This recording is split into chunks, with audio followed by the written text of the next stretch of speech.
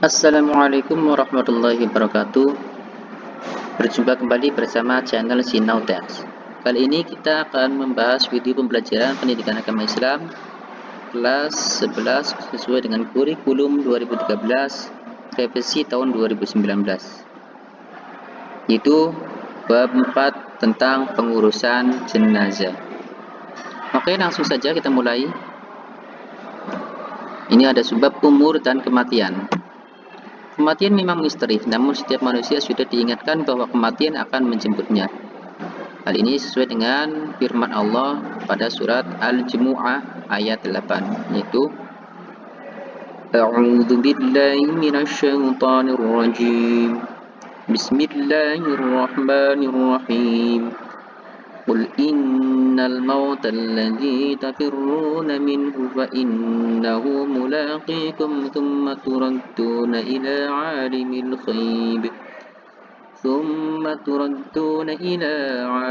ghaib wasyahadati fayunabbi'ukum bima kuntum ta'malun. Shadaqallahul azim. Artinya, katakanlah, sesungguhnya kematian yang kamu lari daripadanya, ia pasti menemui kamu. Kemudian kamu akan dikembalikan kepadanya, yang mengetahui yang gaib dan yang nyata. Lalu dia beritakan kepadamu apa yang telah kamu kerjakan. Kematian merupakan ketentuan Allah Subhanahu wa Ta'ala atau sunatullah. Tidak ada seorang pun yang dapat menghindarinya. Hal ini sesuai dengan firman Allah Quran surat Ali Imran ayat 185, yaitu yang berbunyi sebagai berikut. Bismillahirrahmanirrahim. Kullu nafsin dha'iqatul maut wa innama tuwaffawna ujurakum yawmal qiyamah faman zuhziha 'anil nari wa udkhilal jannata faqad faz wa mal hayatud dunya illa mata'ul ghurur. Artinya, setiap yang bernyawa akan merasakan mati, dan hanya pada hari kiamat sajalah diberikan dengan sempurna balasanmu. Barang siapa dijauhkan dari neraka dan dimasukkan ke dalam surga, sungguh dia memperoleh kemenangan. Kehidupan di dunia hanyalah kesenangan yang memperdaya. Pengurusan jenazah. Yang pertama, memandikan jenazah. Yang kedua, mengkafani jenazah. Yang ketiga, mensolati jenazah. Dan yang terakhir, yang keempat, yaitu menguburkan jenazah. Kita bahas satu persatu. Yang pertama, memandikan jenazah. Syarat jenazah yang dimandikan ini ada 3. Yang pertama, syaratnya yaitu harus beragama Islam. Yang kedua, didapati tubuhnya walaupun hanya sebagian. Hal ini terjadi pada jenazah yang biasanya mengalami kecelakaan. Jika ada lukanya, bersihkan terlebih dahulu jika memungkinkan. Syarat yang ketiga yaitu bukan karena mati syahid atau mati dalam peperangan membela agama Islam. Syarat orang yang memandikan jenazah. Yang pertama, syaratnya harus muslim, berakal dan baligh. Yang kedua, berniat memandikan jenazah. Yang ketiga, berkepribadiannya jujur dan soleh. Keempat, terpercaya, amanah dan mengetahui hukum memandikan mayat serta dapat menjaga aib jenazah. Dan yang kelima, jenis kelaminnya sama. Jenazah laki-laki maka dimandikan oleh laki-laki dan jenazah perempuan dimandikan oleh orang perempuan, kecuali suami istri atau mahramnya. Selanjutnya, tata cara memandikan jenazah. Yang pertama, jenazah dibaringkan di tempat yang memiliki standar, hindari terkena hujan atau sinar matahari dan di tempat yang tertutup. Yang kedua, menutupi mayit agar auratnya tidak terlihat. Ketiga, yang memandikan memakai sarung tangan. Air yang digunakan untuk memandikan mayit adalah air suci dan disunahkan mencampurkannya dengan sidr atau bidara atau larutan kapur barus. Yang keempat, menyiram air ke seluruh badan secara merata dari kepala sampai ke kaki. Ini disunahkan 3 kali dengan mendahulukan anggota badan sebelah kanan, lalu dilanjutkan dengan anggota badan sebelah kiri. Selanjutnya yang kelima, membersihkan giginya, lubang hidung, lubang telinga, celah ketiaknya, celah jari tangan dan kaki, serta rambutnya. Karena membersihkan kotoran dan najis yang melekat pada anggota badan.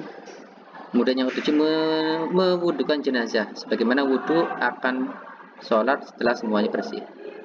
Dan yang terakhir, disirami dengan larutan kapur barus dan harum-haruman. Yang kedua, itu mengkafani jenazah. Hal yang disunahkan dalam mengkafani jenazah antara lain, yang pertama, kain kafan yang digunakan hendaknya kain kafan yang bagus, bersih dan menutupi seluruh tubuh jenazah. Yang kedua, kain kafan hendaknya berwarna putih. Ketiga, jumlah kain kafan untuk jenazah laki-laki hendaknya 3 lapis, sedangkan bagi jenazah perempuan 5 lapis. Kemudian hal yang perlu diperhatikan dalam mengkafani jenazah, kain kafan diperoleh dengan cara halal, yakni dari harta peninggalan jenazah, ahli waris atau diambil dari baitul mal jika tersedia, atau dibebankan kepada orang Islam yang mampu. Kemudian selanjutnya, kain kafan hendaknya bersih, berwarna putih dan sederhana, tidak terlalu mahal dan tidak terlalu murah. Mengkafani jenazah laki-laki.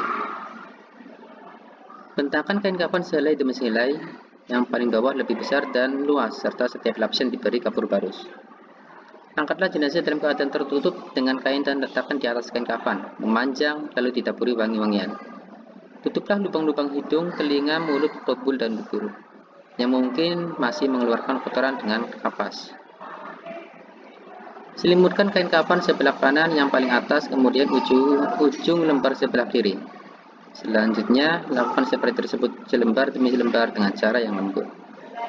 Yang kelima, ikatlah dengan tali yang sudah disiapkan sebelumnya di bawah kain kafan 3 atau 5 ikatan. Mengkafani jenazah perempuan. Susun kain kafan untuk masing-masing bagian dengan tertib. Angkatlah jenazah dalam keadaan tertutup dengan kain dan letakkan di atas kain kafan sejajar, serta taburi dengan wangi-wangian atau dengan kapur barus. Kedua, tutuplah lubang-lubang yang mungkin masih mengeluarkan kotoran dengan kapas. Ketiga, tutuplah kain pembungkus pada kedua pahannya. Selanjutnya, pakaikan sarung dan juga baju kurungnya. Yang kelima, rapikan rambutnya lalu julurkan ke belakang. 6. Pakaikan kerudung. Yang ketujuh, membungkus dengan lembar kain terakhir dengan cara menemukan kedua ujung kain kiri dan kanan lalu digulungkan ke dalam. Yang terakhir, ikat dengan tali pengikat yang telah disiapkan.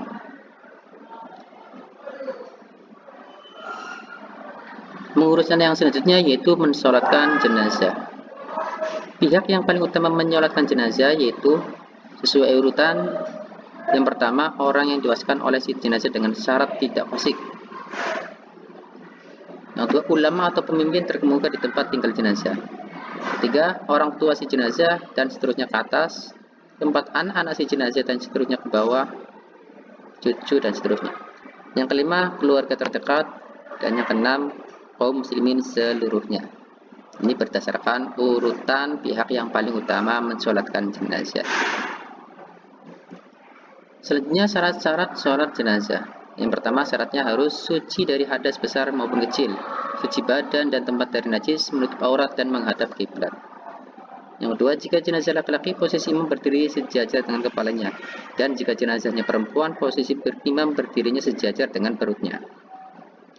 Yang ketiga, jenazah diletakkan di arah kiblat orang yang menyolatkan, kecuali sholat di atas kubur atau sholat gaib. Sunnah dalam sholat jenazah. Yang pertama, mengangkat tangan setiap kali takbir. Kedua, merendahkan suara bacaan atau sir seperti bacaan pada sholat zuhur atau asar. Yang ketiga, membaca ta'awudz terlebih dahulu. Keempat, disunahkan banyak jamaahnya atau makmumnya, minimal 3 shaf jika tempatnya memungkinkan. Tetapi jika tidak memungkinkan, boleh lebih dari 3 shaf. Bahkan jika jamaahnya sedikit, tetap dibuat 3 shaf.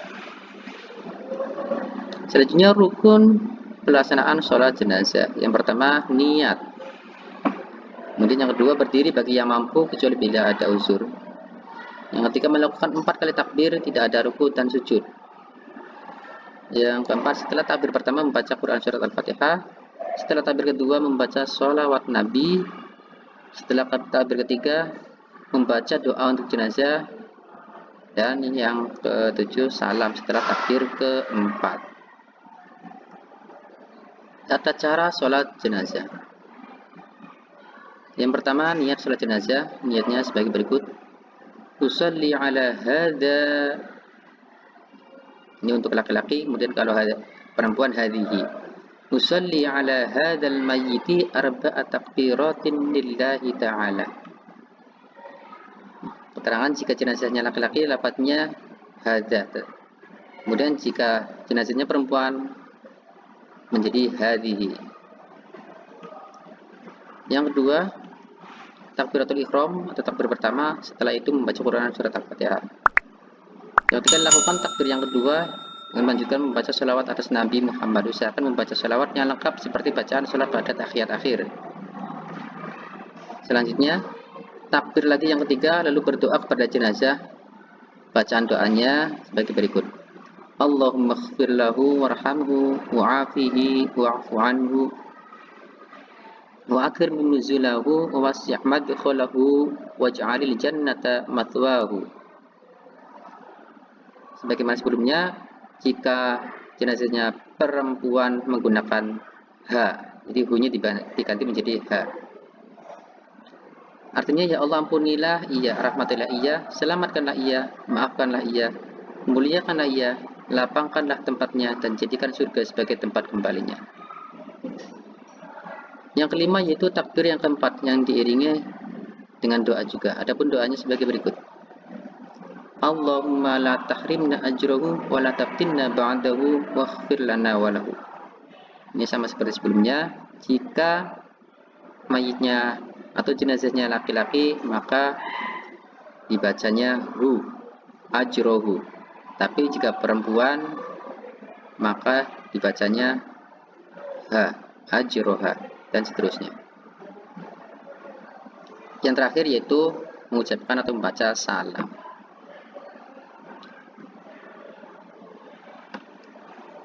Pengurusan jenazah yang keempat yaitu menguburkan jenazah. Adapun sunnah dalam menguburkan jenazah yaitu menyelenggarakan mengusung jenazah ke pemakaman. Dua, pengiring tidak dibenarkan duduk sebelum jenazah diletakkan. Ketiga, disunahkan menggali kubur secara mendalam.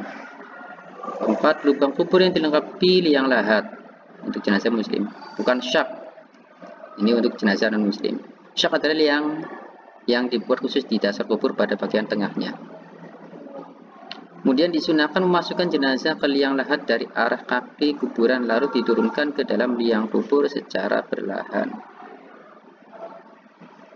Waktu menguburkan jenazah. Ada 3 waktu yang sebaiknya dihindari, yaitu matahari baru saja terbit sehingga harus menunggu sampai meninggi. Yang kedua, matahari saat berada di tengah-tengah, saat panas terik yang menyengat, atau saat waktu sholat zuhur tiba.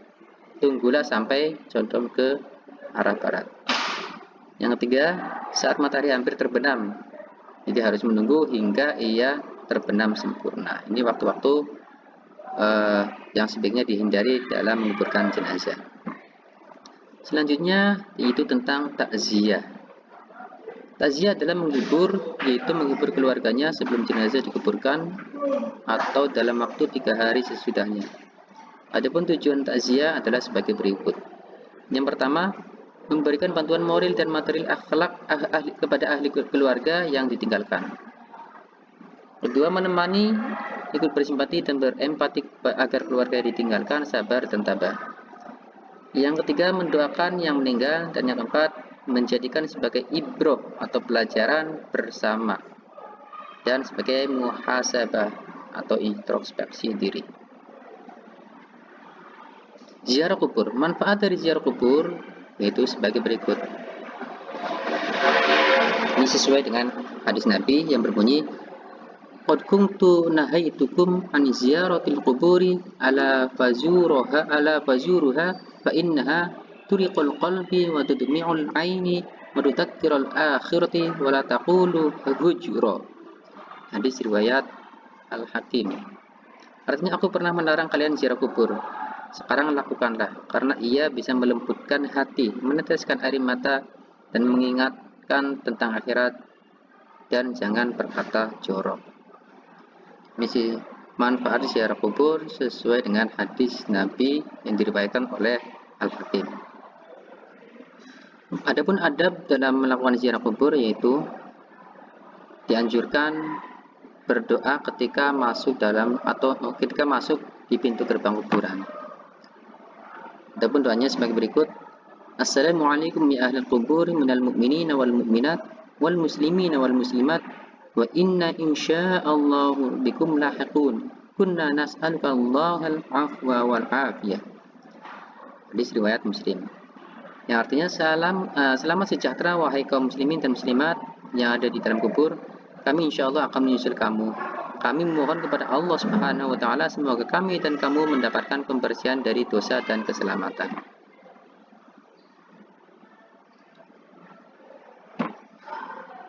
Itulah materi tentang bab 4 kelas 11 PAI.